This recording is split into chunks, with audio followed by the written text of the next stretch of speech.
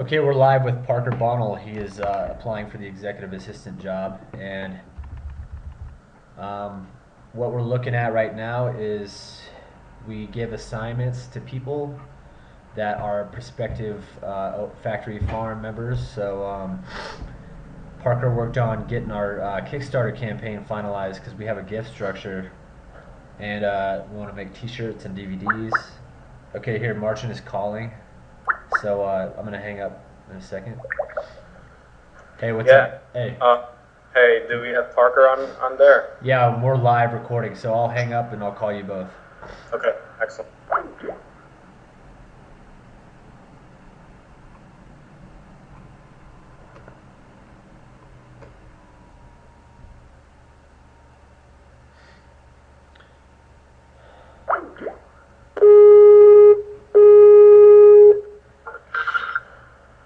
Hi guys, Parker. How's it going? Going all right. How are you? Pretty good. I think someone's missing. I'm getting a message in Skype saying some people on the call need to get Skype 5.0 or higher to use group video. I guess we're not using video, so it doesn't really matter.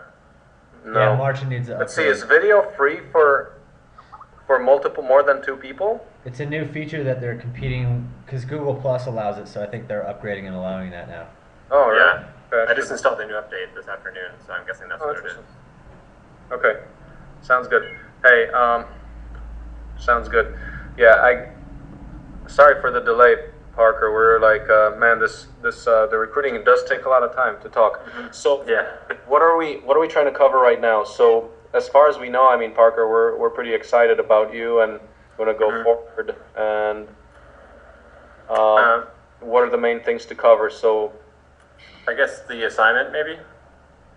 okay. Let's start with that. I just Skyped or I texted you the link to it, Martin. Okay, let me take a look at that.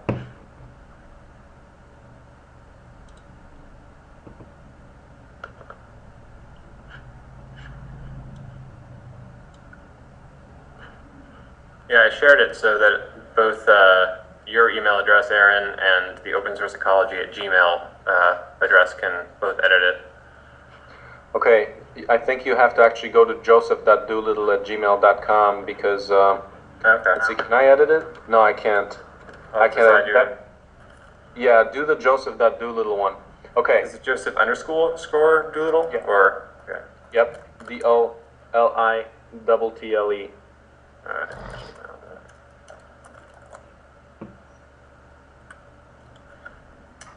Okay. Yeah, okay, well, you did some good work there. It looks like, it's all like nice formatting and things like that. All right. Let's see. So, okay. Excellent. I broke it down by each product, as you can see. Okay. So you got it by the numbers. So Aaron, the assignment you gave was to break down the numbers. Let's see. What's this commission stuff?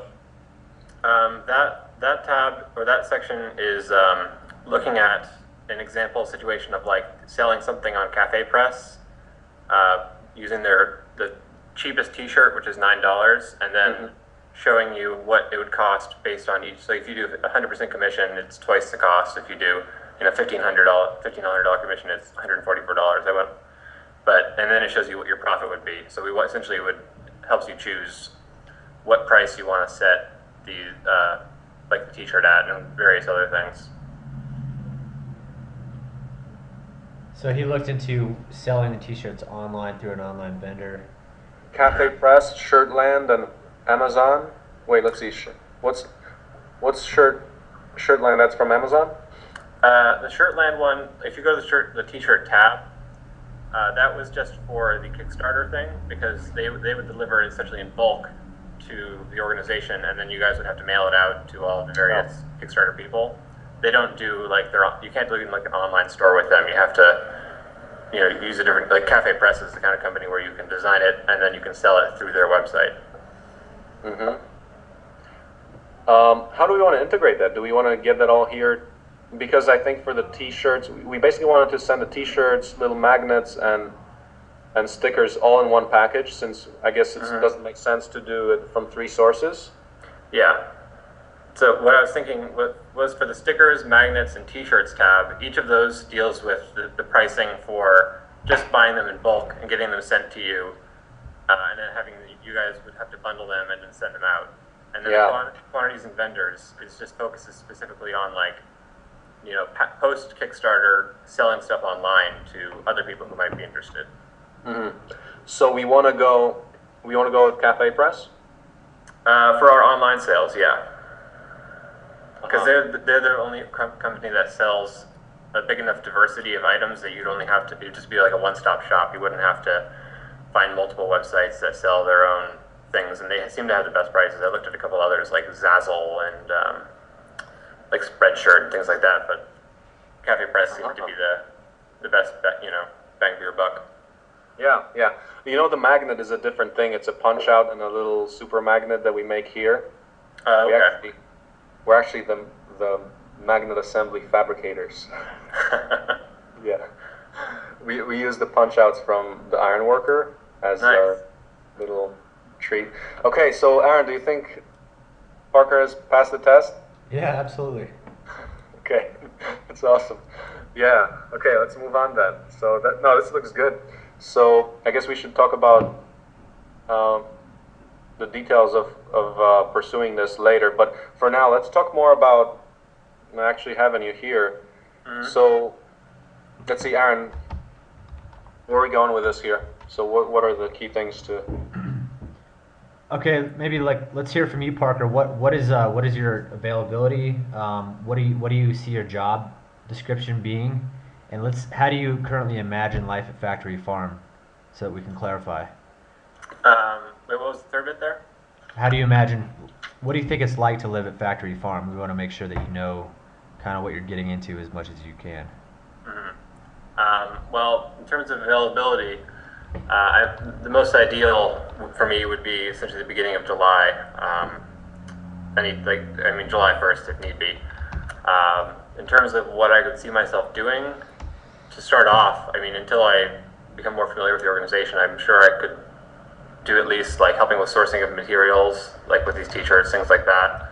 I could help manage databases of clients, collaborators, you know, flash mobs.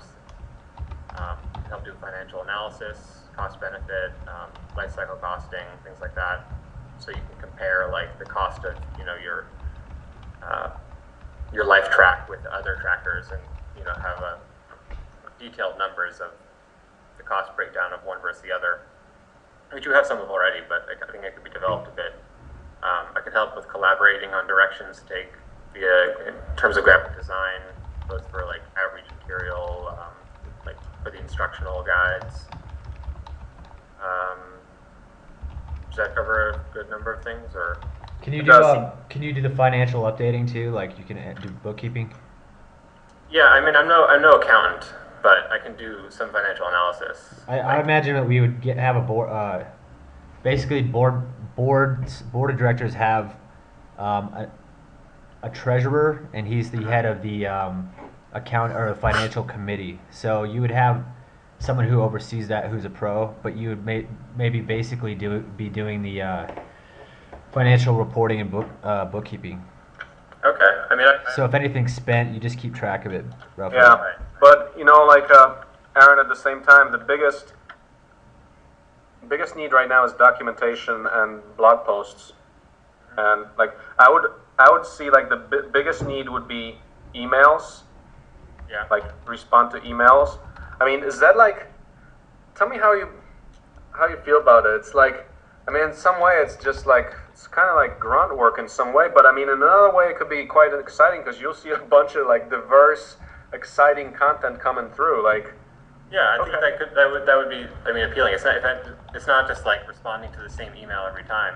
No, it would be. I mean, it actually is super exciting. I mean, you'll see like, okay, like a speaking engagement, you know, keynote here. It's like collaboration there, like all kinds of stuff, you know. So I think it would be, yeah, okay. So I could see that being exciting. I mean, for me, it's actually exciting until I find out that I have other things to do, you know, because I could then stay like all day on it. But yeah. Hey Marshall, I will mean, you talk about what the job description is in your eyes is then? Yeah, he'd be managing Yeah. emails. Yeah, okay. I am, and that is one is emails. I want to basically be at a point where Parker, I would basically let you take my email account. Everything goes is forwarded to you, yeah. and then you'll just give me a digest of like, okay, what do I have to respond to that Right. needs me? Otherwise, I would want you to basically respond on my behalf for everything. You know? Okay. Can you, Yeah, that would be something I could absolutely do. And I think it would be fun to do, like give you a daily like update of, or maybe like twice daily update of the most pressing things that you need, like you've been Yeah. invited to do this speaking at this university or whatever, yeah, and some yeah. other people have these questions, kind of things like that. Yeah, and okay, so to nail that further on the emails, would you be able to negotiate speaking engagements? Like, for example, I get a few speaking things, maybe maybe one a week or one every 2 weeks or so. Um, Yeah, I mean, assuming or- that I know the terms of what like what you want, because I obviously just wouldn't be able Yeah. to schedule but assuming I can work, I know your schedule and like your willingness or availability, then yeah, absolutely. okay. And I will have to actually think about this carefully. Like, for example, for scheduling, so then you'd be connected to the calendar. Like, maybe the best thing to do would be because I guess right now we get into a lot of different on-demand, different events. What if you were to, Aaron? Do you think it would be good? Like maybe like every morning, or maybe every night, you just come in and here's a digest. Here's like the emails I need to take care of, and here's your conference calls tomorrow. Like that kind of deal. Yeah, Maybe you can like check in like 10 minutes. So basically, help you build like a timetable. yeah, yeah, that'd be awesome. That would just streamline a bunch of this because there's still a bunch of emails that I just have to respond to, and but at best I would like you to basically educate you, just train you on everything, like what's the status that makes you a really knowledgeable person about the organization. I mean, I think that would be like something it would take. There'd be a bit of learning curve because it would take a while to learn it, various aspects of the organization, just be able to answer it on my own and not have to Right. ask other people. Right. But aside from that, yeah. Yeah. I mean, were you are you a quick learner? You're pretty good in school. Like you're Yeah. intellectually quite like fast. I like to think so, at least. Yeah. So I mean, you'll. I mean, at first, we'll go through a lot of stuff and we'll talk and you up to main points, and then it'll kind of be like. Then a lot of times it'll be like the same old, same old. But you also see that every day. This requires pretty much a person on site because you should be getting involved like with a lot of the conversation that Aaron and I have, and just every day. I mean, there's a lot of dynamic change. So you're gonna have to be constantly on a learning curve of where we're going on direction. So, Yeah, that's very appealing. I mean, the idea of being at the hub of everything and sort of like, interacting with all the parts is extremely really attractive, and Yeah. I mean, be really educational. yeah. So I'm hoping. Yeah, I mean, if you actually like that, yeah, I think from what I'm hearing from you, this would be perfect. It's not like you've got like some major, like, yeah, I don't know. It's if that. What I'm saying is, if that is interesting, which I think it is, and you actually enjoy doing that, that's going to be great. I mean, you'll have Yeah. fun. Uh-huh. I mean, I obviously don't want to spend 8 hours of my entire day on No. in front of a computer, but No. I would definitely. I enjoy would say doing that time. hopefully we get that 1 hour to 2 hours. I mean, I hope it's like 1 hour a day. Yeah. Because, I mean, at the same time, while you can do that, like, I don't want you to get distracted. Like, because for me, if I wanted to, I could spend like 3 hours a day or 4 hours a day answering all the stuff that I get. But there's a lot of stuff you just ignore, too. So, Yeah. so basically, kind of have to train you on what's the super relevant. Because even yourself, I mean, your time is going to be much more worthwhile on other things, as I shall say. So, unless you find yourself actually actually some helper, which is doable. Like, for example, you get an email from someone, hey, I'd like to get involved, I'm good at answering emails. Take that, so make that initiative to take that person under you. Yeah. And that, like, if there's a bunch of other emails that come, you just pass on to your person, you know? Mm-hmm. That you might be responsible for training them or something Yeah. like that. Okay, That sounds- so yeah. there's email and schedule. Now this kind of leads into if you're the guy that actually understands what's going on in the organization, Mhm. then you're the best positioned person, like outside of me and Aaron, to write blogs. Yeah, that'd be a lot of fun. Okay, so blog. I would like you to blog. So there's the weekly blog update where you'll cover, and so I've seen that you can write. Also, you like make the little flyers or the announcements that you made, so you can write. Yep. So you can tell the story of what's going on. Give them the update of what's happened on the farm that week and what directions Yeah, the organization's going in. Exactly. So both on the ground and the global perspective, and so you'll be uniquely positioned to understand both of those things. Because a lot of the people on the ground, they're just on the ground. They don't hear a lot of the other conversations, but you'll get to see both. Right. Both of that. That should be pretty good. Okay, so there's the blog. Next thing is, okay, so are you willing, or let's see, what do we say about video? Do you know? Can you learn video? Yeah, absolutely. I mean, I don't have my own. I have like a flip camera. I don't have any expensive yeah. equipment, but I can film. Flip for now is totally sufficient. Okay. Do you And guys this- have computers over there? Like, what sort of do you have Macs or PCs? I got no laptops, Linux. Okay. I'm on Ubuntu. Is that something would you be able to be functional on Ubuntu, or Yeah. can you start transitioning to that maybe? Yeah, I can Keep true to the organization? Is it difficult to start learning? I mean, I'm. No, it's trivial. Yeah. Okay. It's basically you got to start using it. I mean, right now I hate using Windows, man. It's like so slow, and I mean, basically for a given computer, the Linux just runs so much faster. It's like I don't know why people use Windows. Do you have So- issues with compatibility though? I just don't use any like Windows stuff. What I use Skype. I use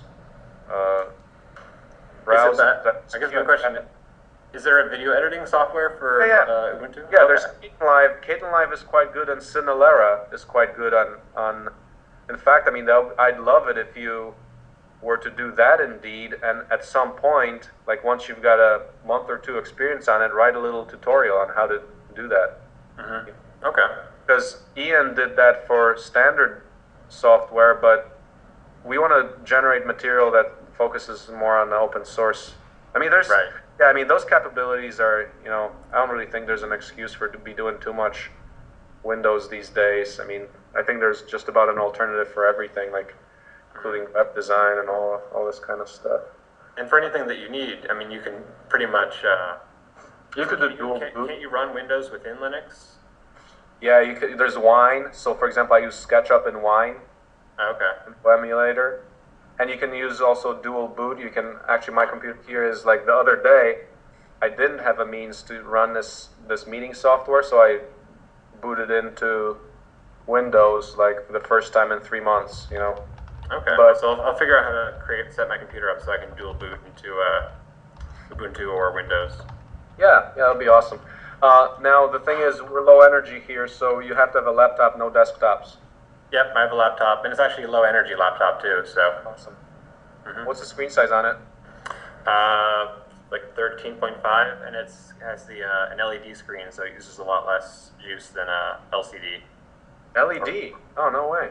Yeah, it's backlit by LEDs instead of LCDs.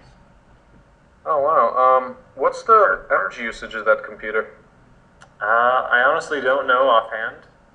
Look on the power supply. That's interesting. For like super low energy consumption here, that would be quite useful if more people were aware of that. Yeah. Okay, that sounds good.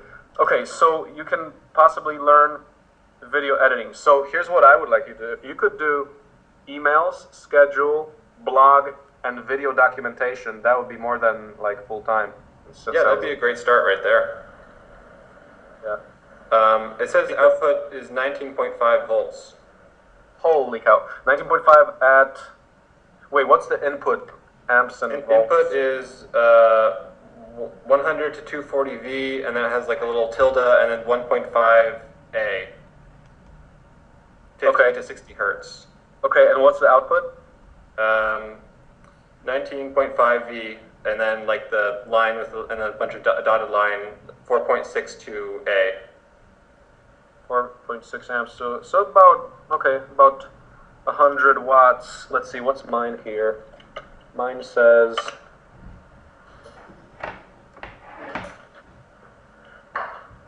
Oh, interesting. Mine is actually lower than that. Mine is 65 watts. Oh, okay. I have Yeah. a HP Pavilion G7. That's actually lower energy than yours. A little Maybe bit. I was thinking about switching over to a solid state hard drive, so that would drop it down too. Okay. Mm-hmm. It's not the newest Okay. computer, so it was energy efficient when I bought it. Okay. Yeah. Yeah. So things like that, and then there's, I don't know if you can do some tracking, yeah, like different purchases and things like for example, I spent all this time looking up this inverter and getting that secured. Like if you can help out on tasks like that, just various purchases and Absolutely. yeah. Yeah. I mean, I'll have to gain some in terms of sourcing like technical things. Like, I'd have to gain some more knowledge about whatever is related to that. But I could definitely do that as well. Like if you're trying to source like plasma torches, I need to learn more about the technical specifications of plasma torches. Yeah. Yep. So I think that, like for example, if you could do a decent blog post with man, if you can until we get the documenter. Well, I think let's see what happens to our documenters. We've got some maybe coming here, but yeah, we'll see what the exact needs then are. But there's a technical documentation part where you can be just documenting things like, I mean, there's a lot of different things that haven't been yet documented. So I guess it will be at the particular time when you're here. So you are open to video editing. How much editing have you done so far? Any or? Not much. I mean, a little bit. I digitized my family. Like we had extensive analog collection of home videos, and so we bought a digital, like an analog to digital converter, and so I converted a lot of it and did some video editing with iMovie. But I mean, it took like a day to figure out how to use because it's so user friendly nowadays. Yeah. Mhm. Do you guys have or I guess, I mean, I've noticed the one thing about the videos, it seems like a Steadicam would be a big addition to the video editing or the video documentation. Steadicam? Yeah, because it seems like it's sort of jerky and bounces around a lot. Yeah. What do you mean by Steadicam? Is it just the digital correction? No, there's these devices you can buy. It's like sort of like a balanced widget that like you attach, you put the camera on top of it, and then it like no matter how you move the camera, it keeps it like very fluid. It makes it's what they use in movies. If you look up Merlin Steadicam, it'll show you like an example of a small handheld one. I think there's a bunch of DIY things on YouTube even of how to build your own.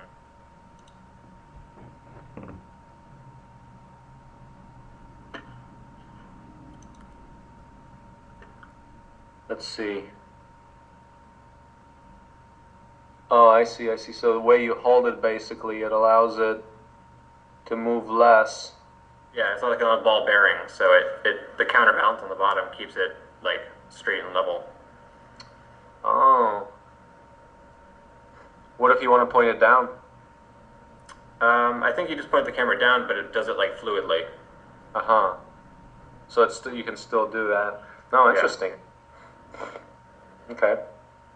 There's examples of it online. If you go into YouTube and search Merlin Steadicam, they'll have examples of footage using that versus not using it. Yeah, interesting.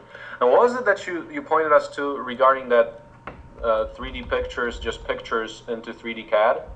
Oh yeah, it's called work? My 3D Scanner. Or Yeah. I haven't used it, but I've heard good things about it. It has certain specifications for what you can and can't photograph. Like you can't do like shiny things. It has to have some sort of texture. But if you essentially walk around it and take pictures of it as you go, you can upload it into this thing and it can generate you like a 3D model.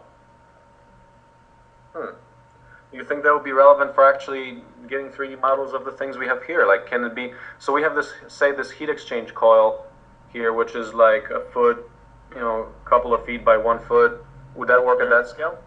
I imagine it would. I mean, I've never used it. I only know of it, and I've heard, like, I was reading this thing about this guy who was using it for 3D printing. He wanted to make like a 3D model of one of the moons of Venus or something, or one of the moons of Jupiter, and so he found these pictures of it, of the whole planet, and put it in there, and he made a little model of it. But you can use it for like, I mean, you can do it for your face. You can do it for pretty much anything. I imagine you can do it for those tools as well.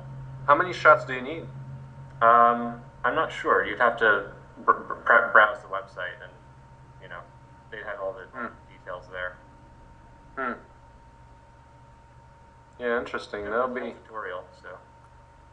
So that'll be something if, I mean, for documenting, like, for example, in a blog post, if you can generate, like, for example, if you're talking about something, we can actually generate a 3D image of it, that'll be cool. All right. And you guys are looking to build a 3D printer too, aren't you? Yeah, yep. So that's absolutely relevant for 3D scanning and printing. So, I mean, can that literally be used as a 3D scanner? I think so. I mean, it has its limitations, like I mentioned, but for the most part, I think it's pretty good. Just the shininess limitation, or what else? Yeah, if you go into tutorials, there's a thing that says a must-read top 8 mistakes, and it talks about like what you need or like what you shouldn't, like what will make it not work essentially. Like you can't use a car like that's clean because it's shiny, but like if you let your car get dirty, you can do it apparently. Tutorials. Is that the how to scan? Yeah, how to scan. Plus 8 mistakes. No texture, do not scan.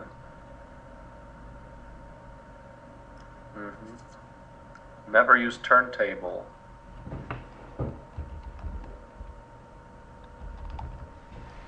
Walk around and do not turn it. Low depth of field, okay. Bad focus. Wrong format.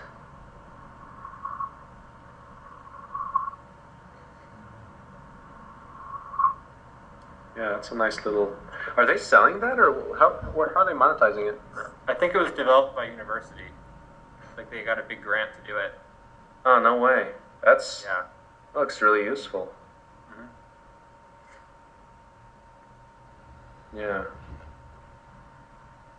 I can look more into it and Yeah, look see- at that. do a trial of it. Yeah, assess if that could be used for, like, I mean, if we've got the sawmill, can I send you some pictures? And like, are there any things on our website? Wait, how many pictures do you need? Do we have anything that's like that you can actually use and test? I don't know. I'd have to go and read the general scanning guide, but I could get back to you on that and ask you. I could just write you an email being like, I need this many pictures, you know. And Yeah. then we can try to do it. Yeah. And I guess there's like occlusion if it's hidden from the other side. Like if it's I'm thinking about that coil, heat exchange coil, like a lot of it is one layer and then there's a layer behind it. Probably makes it impossible. I wonder how. Yeah, I think you can only do like the exterior surface. Yeah, it's pretty much exterior surface kind of stuff. So like a sawmill which has things behind each other, I guess that could be kind of difficult. Yeah, I mean, you could do it to make components. Like if you took apart the sawmill, you could build each component or build a 3D model of each component. But Yeah, that's still useful. It's limited, but it's quite useful, yeah. Okay, so what about, so let's talk about more of the social issues at Factory Farm. yeah, So this is going to be a challenge. It's a place different than probably anything you've seen. How do you feel about that? What do you see as the challenges that could occur here? I mean, honestly, it's a challenge. That challenge of it is sort of an appealing prospect. Like the idea of, I mean, I imagine it's sort of rough living. Like you have to monitor how much energy you use, and I don't know how much you're living off the land versus like how you like if you fund yourself, like if you have to go to the grocery store very much. I saw the video where you caught a rabbit recently, which is cool. Yeah. No, we go to the grocery store until we basically would get the full-time farm manager. Mm-hmm. And I'd also be interested in helping with the farm. I have a bit of knowledge about agriculture. I know I took some ecology in college, so I know like soil food webs, things like that. Oh yeah. And I've done a fair bit of gardening myself, so I know I have some experience with growing certain vegetables. You're in. Let's see. Are you in Boston right now? Yeah. Okay. What would you be able to plant if you came in July? Well, tomatoes certainly. July is sort of late in the season to be planting things. Yeah, that's late. Do you have a That's green? late. I mean, you have a greenhouse. Yeah, we do. Well, that would open up to you could plant.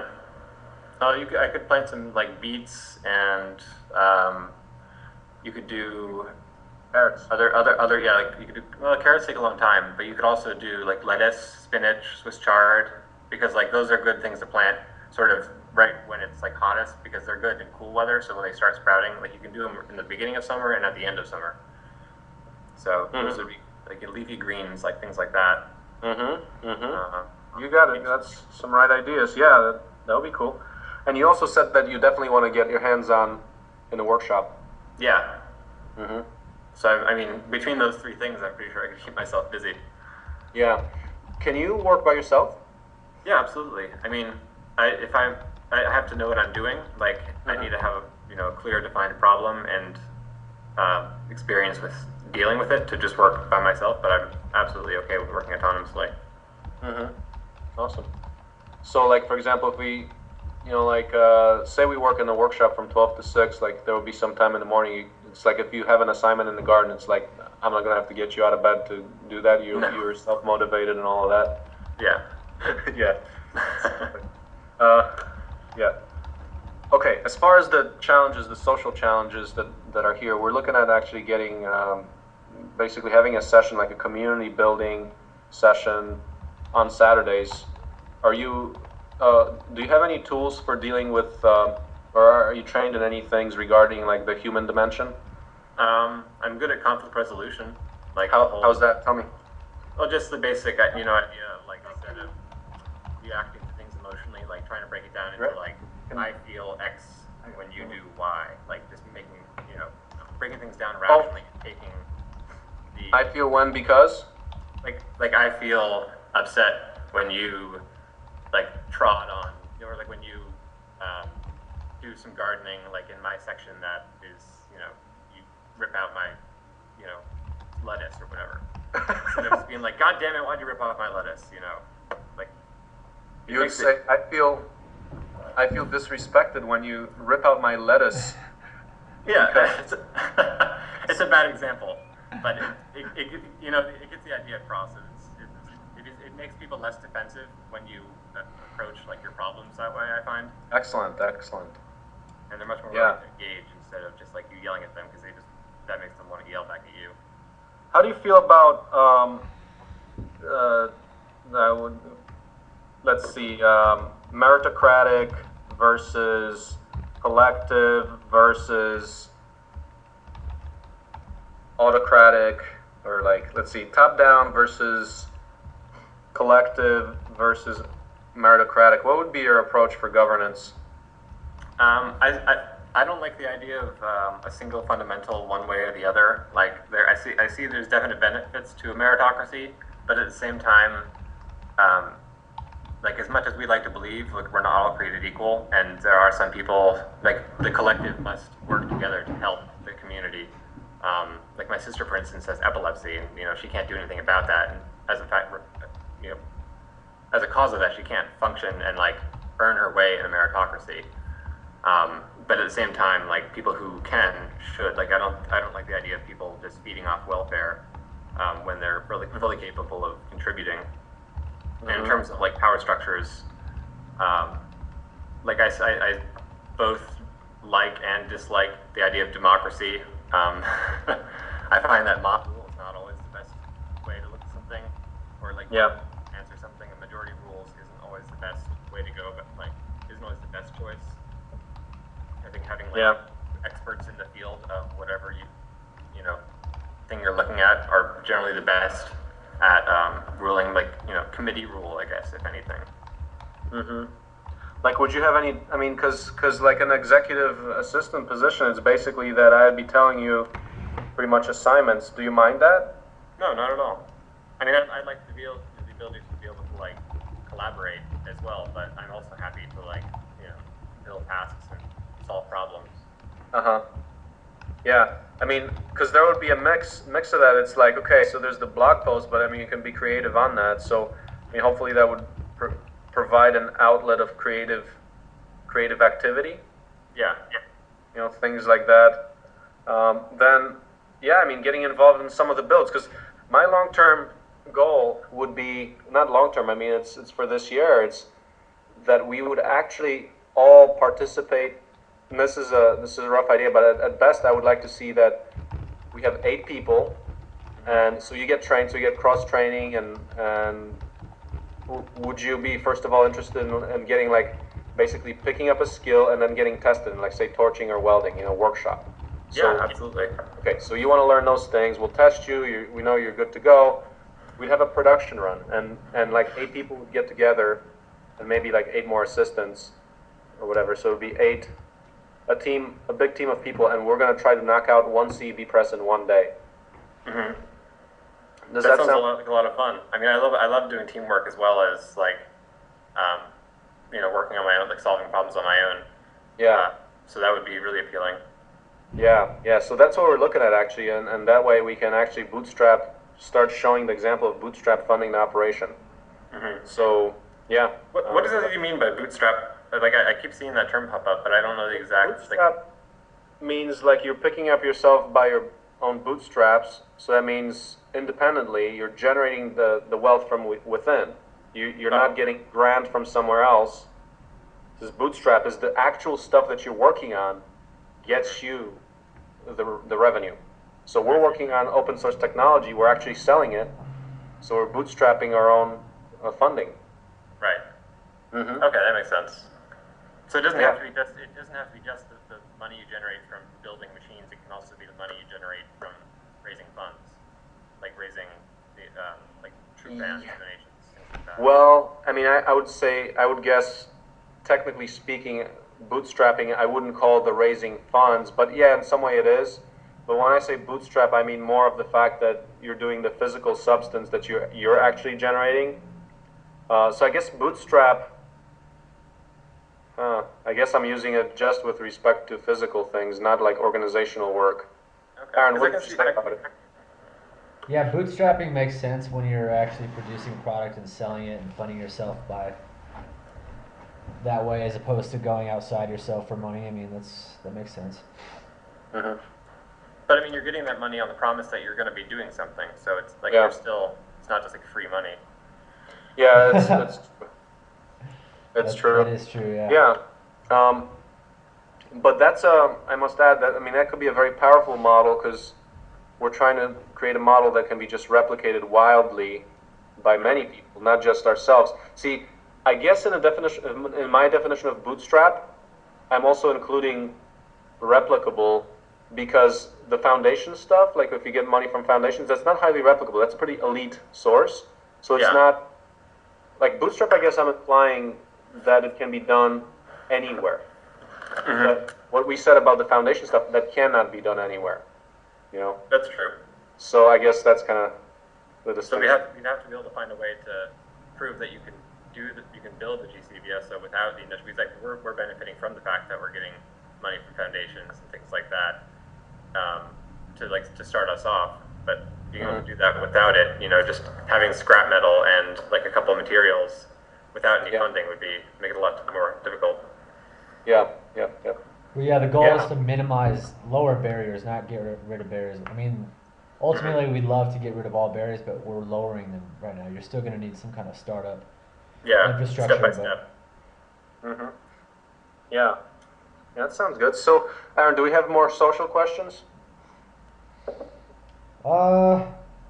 This would be kind of cool, maybe not in this context, but I don't know what the Hab Lab really is like to live in. What is it like to live in the Hab Lab, Martin? Well, I'm not living in there yet, but we just got the kitchen finished, so we ate dinner the last 2 days there. The showers I'm using, it's awesome. It feels natural. Yeah, it So looks is really it, dope. there's the Hab Lab, and then is there two buildings or just one? Or two main buildings? Is the housing, and the workshop is the other one. Okay, I There's wasn't all sure the if the Hab Lab. Yeah. Yeah, and then there's all the other infrastructure from last year. Yeah, from before. Yep. So that's yeah. Um, And you- How many people can live in the Hab Lab? Like what's so HabLab has got 10 individual rooms, and two or three of them are enough for could be doubles. Okay. But that's the situation right now, and we're basically going to start building the next demo structure out of CEB, like as soon as we build the next CEB, because we want to demonstrate a structure built under 1 week of time, under $5,000. Mhm. Uh-huh. So That'd be really cool if we could do that. Or you Yeah, you yeah, guys. so- yeah, no, that would be really good. And you'll be interested in participating in the building and stuff like that, hands-on? Mhm. Yeah, absolutely. Yeah.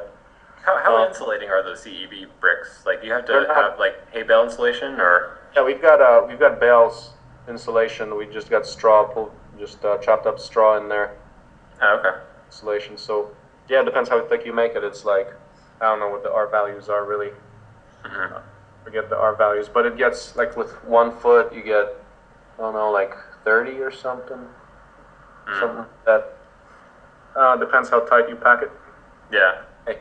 So let's see. What other questions do we have on the social aspects of this being an adventure? It's. Would you say that you're quite resilient under stress, or like, have you been in any Lord of the Flies situations? Um, well, I mean, the closest I could say was back back when I was in high school. I ended up spending a summer at this sort of like backpacking camp where it was just like a bunch, like it was like 15 guys and like one or two, or like I think there were like was like one actual grown up and then like two like college students, and they'd essentially we lived through our packs essentially and had to get along and like manage ourselves, and it was a lot of fun. So Okay. Are you good at taking care of yourself? Like, yeah. can you make sure you get enough sleep and eat well, Mhm. relax when you need to? Yeah. How do you relieve stress? Um, How do you chill out? I like to read a lot. I recently got into rock climbing. I find that is a great way to, blow off steam and get exercise at the same time. I guess I'll have to give that up. I don't think there's any climbing walls in Maysville. It's fairly flat out there, right? You could build a climbing wall. That's true. I built one. Yeah.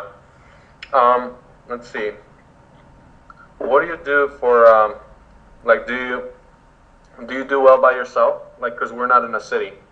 Yeah, absolutely. I'm a fairly like I like socializing, but I need my like a good dose of solitude. By the time. Yeah. Mm-hmm. That's good. That's good. How much solitude, if you had a choice, how much time would you hang out with people versus spend by yourself in one day? Who was the Depends interesting on the people? day.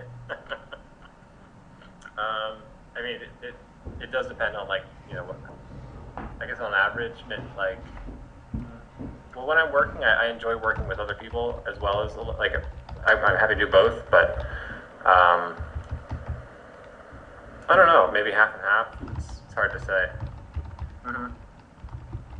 Like even if I'm not socializing, just like having other people around is kind of nice. Mm-hmm. You know. Do you do any meditation or anything like that? Yeah, I do a bit of meditation. I don't have a regular schedule for it, but especially when I'm feeling stressed or need to think something through, I'll often go somewhere quiet and do some breathing. Mm-hmm. Mm-hmm. Yeah. Did you ever read Atlas Shrugged? I didn't, but I recently saw this movie that came out. It was like a small independent movie. It's like one of three, I think, that was really interesting. I didn't. What do you think of Hank Rearden's perspective that he's unashamed to be rich and self-interested? Honestly, I don't really remember his viewpoint well enough.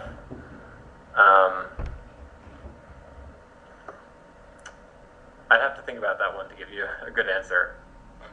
So I'm going to give you a little more on that. What do you think about, can you criticize, like when, tell me about, or maybe tell me about or criticize enlightened self-interest.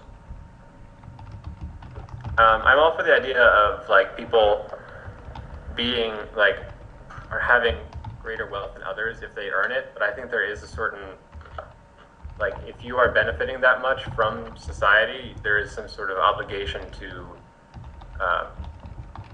provide back, I guess. Mostly because like you just can't, like there's no, you can't spend that much money, you know? Yeah. I'm sorry, say that again? Like it's like you don't need a third yacht, like that you should. Oh yeah, okay, yeah. And I'm going to ask you this, I want to see how you think about this. Do you think there's a moral or practical imperative for doing that?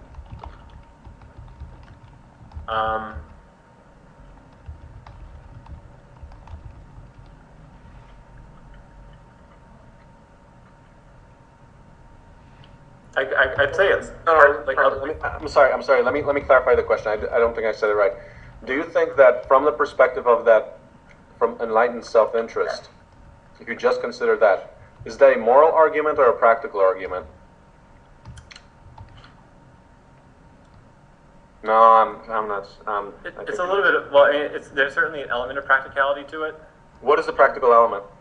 in that if you help out others, like, I mean, not only do you get the feeling of self-satisfaction, you know, because like doing good is something that, you know, we by nature like makes us feel good. So like we benefit by benefiting others. Like I mean, they've done studies and they showed like when you give gifts, like for Christmas, like the greatest joy you get is like when you're giving your gift, not like the gift you receive. What about geopolitical benefits of giving? I mean, there's certainly a lot of practicality in that in terms of how it builds goodwill. You know, mends bridges. It can mend bridges. It can, allow for cooperation, things like that. That's cool.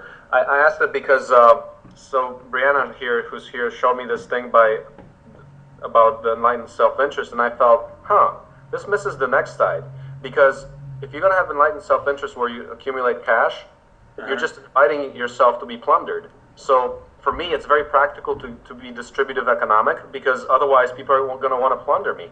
So I find if I'm really enlightened, I understand that it's not only a nice, good feel or whatever idea, it's extremely, extremely practical.